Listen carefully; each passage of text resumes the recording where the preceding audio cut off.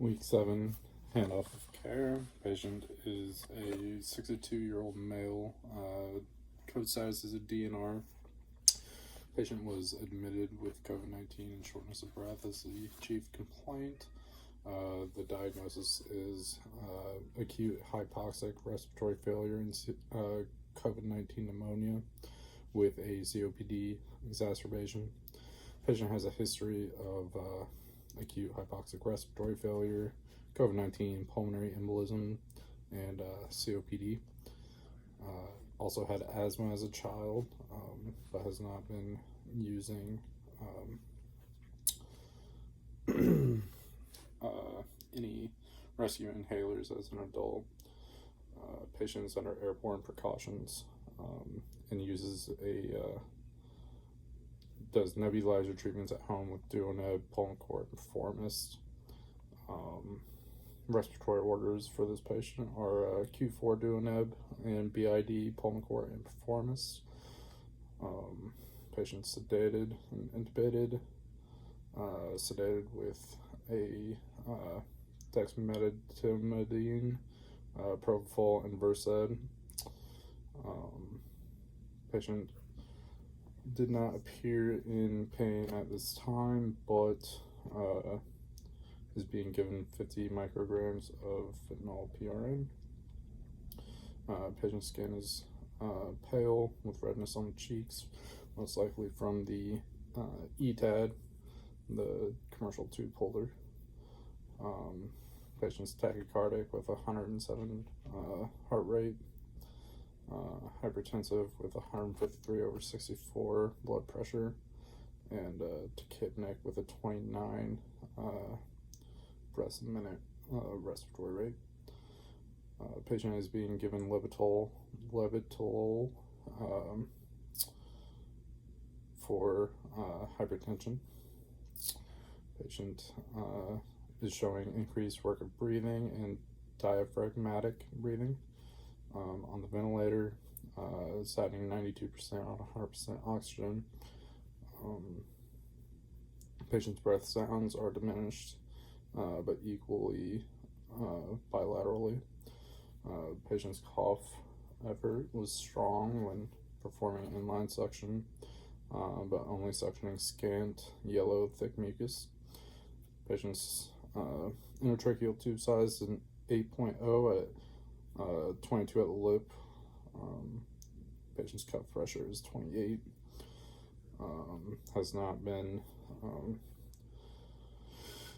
had any weaning or extubation attempts. Patient does have an arterial line on the right side through the right radial artery. Patient's being given nutrients or gastric tube, as well as a Foley catheter placed. Patient's medications are the ones for the sedation, as well as dextrose 40%, hydrocortisone, and then the respiratory medications. Nebulizer treatments were given at 0800 and 1400. At 0800, I gave the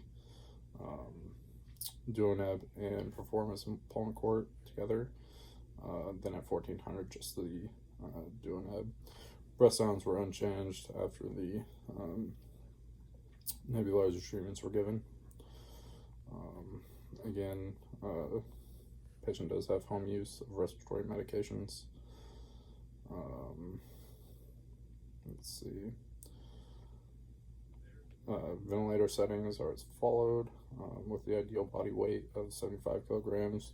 The tidal volume range sits from 450 to 600 at 0700. The set tidal volume was 500, but raised to 550 after the blood gas at 0800.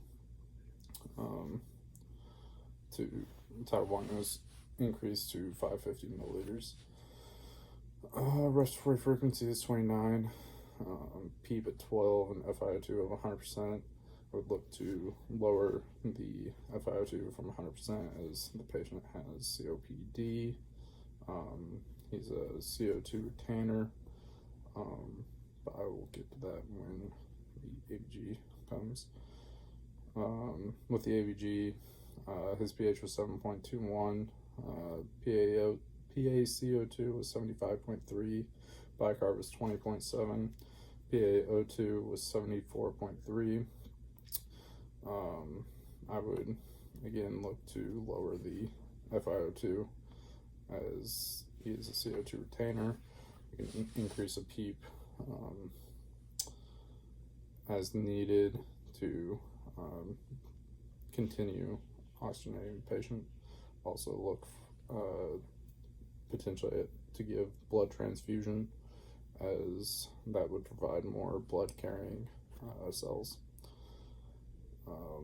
Ejection fraction on the echocardiogram on 9/3 was 60 to 65%. X-ray findings showed severe infiltrates and patchy consolidation throughout bilateral lungs, but the endotracheal tube placement was good. The patient does have a high white blood cell count, as well as a low red blood cell count and low hemoglobin count.